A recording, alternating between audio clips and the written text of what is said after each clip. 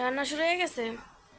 হ্যাঁ, আজকে যে খাঁটি সরিষার তেল দিয়ে লতি দিয়ে চিংড়ি মাছ দিয়ে নারকেল দিয়ে রান্না করবো। এই যে বিসমিল্লাহ। লতি, রসুন, পেঁয়াজ, কাঁচামরিচ, চিংড়ি মাছ, আদা রসুন বাটা, নারিকেল বাটা আর এই নাত দিছে।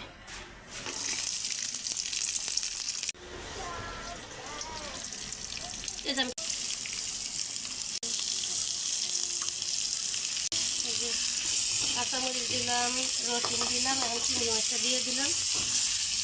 একটু ভাজা ভাজা হইলে তারপরে যে আদা রসুন বাটা আছে ওগুলো দিব, নারকেল বাটা দিব।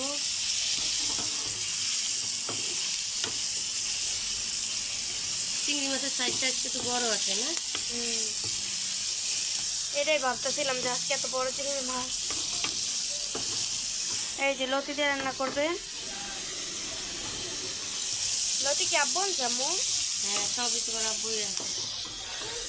তোমার বাবু তো বেশিরভাগই বাজার করে, আমি তাহলে মাঝে মাঝে যাই।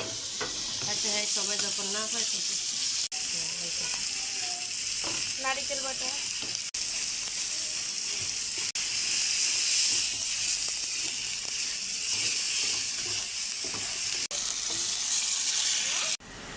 হলুদের গুঁড়ি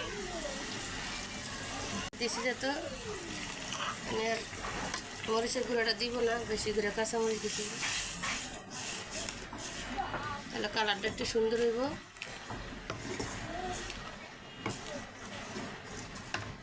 মরিচের গুঁড়া দিলে একদম লালচা লালচা হয়, কিন্তু মরিচের গুঁড়া ছাড়া আর এরকম নারিকেল বাটার সাথে দেখতেও ভালো লাগবে না, খাইতেও মজা লাগবে না, না আম্মু?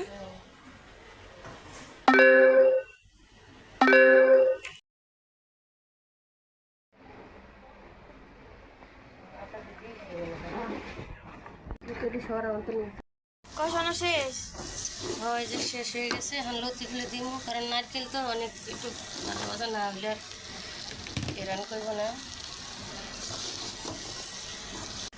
পানি দিয়ে দিছো?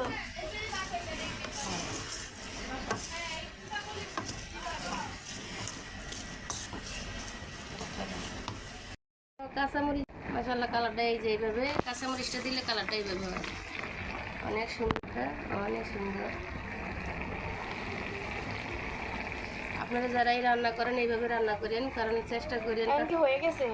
হ্যাঁ, চেষ্টা করেন আপনারা গুঁড়া মরিচ না দেওয়ারই, কারণ যদি কাঁচামরিচ দিয়ে রান্না করেন তাহলে কালারটা এইভাবে অনেক সুন্দর আসে, খাইতেও মজা লাগে। হ্যাঁ খাইতেও মজা লাগে, কারণ তখন লালচা লালচা কালারটা আসে না, এই যে এরকম সুন্দর একটা কালার আসে।